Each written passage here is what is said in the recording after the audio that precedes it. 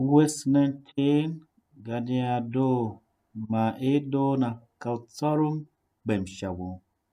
Ang banayaf ken Kristo niang kaladu hihi ken shio mzungu ken micha semba vanen pasulu dudo shatashan ukatoliko tizwa shazo Father Godwin alakali.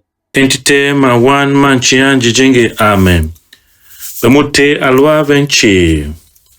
Angbene madomo shima ken Kristo nyan samba ne dua uhihi kishona mzungu kinyo mecha. Nia itine kwalun wasiyo hama wazichi. Satan unufato mena hama shienchi. Fado gene yanga zahayo chiuda nengene wangu gene erengon msen shishion kulema masachime. Fada ne ka o wangu ne alvinda Satan. O wangu ka une ye une vinda Satanga. Frazi kimbi mkame vinda Satan. Kwa sitio machi. Ka une vinda Satanga. Aha fada pino wene kanye woro vinda ukawo vinda Satan kwa tio machi ga. Wange ka wone nsome meke zanzan sa menenge pemlu yeme mekpe ya pemlu yeme la chive mihi shi murumu shi mwenda Satan ye chachonyi mso vihin wo momo shimaga shi no ondo shin Satanga darum no yeme gitato ya ni de vena Satangi ga no yeme jaon de ama murumu no ondo Ambana badomo shima ken Kristo. Kem lu solution tane kasaka akle toke ak poso. Ondo ka ele ka vese hama ko ne vese ka hatekya.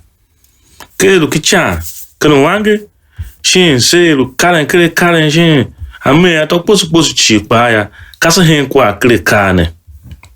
Kana hanyane nkana mama wazo kwa sha ko mie shin kyaren.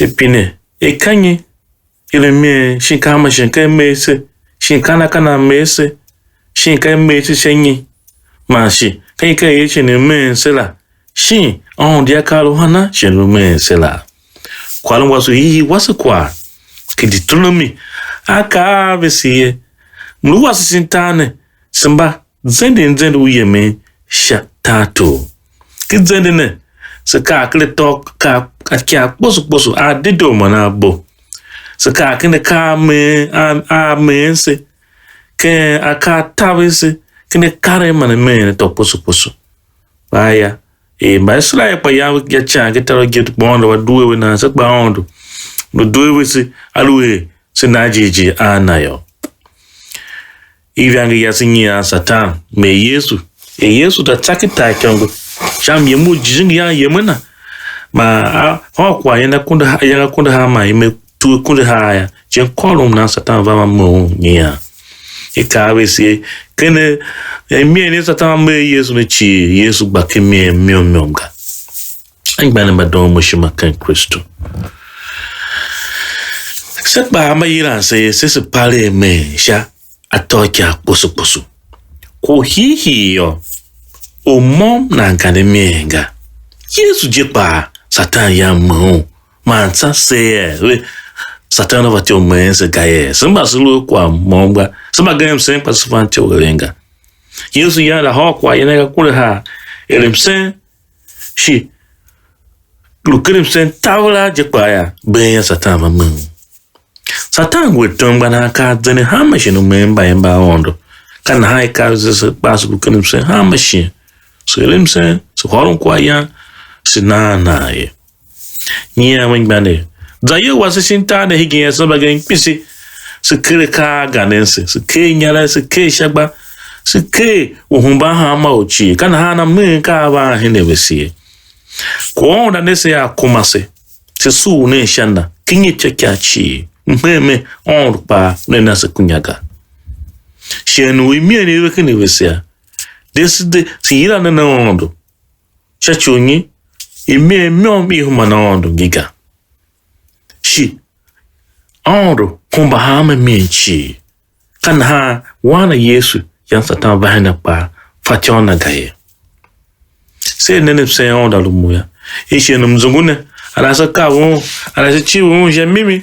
Alasa hide. Ayoji me. Anasa ho kwa yanshe mimi. Shae. Shani myongo yasi tumanshin tane eba beyo. Sukumo nyono ketatu na yo. Onda lumuya hawe ni shamkana makani sumasi. Shenane chivele. Tema wan machianji chingi. Amen.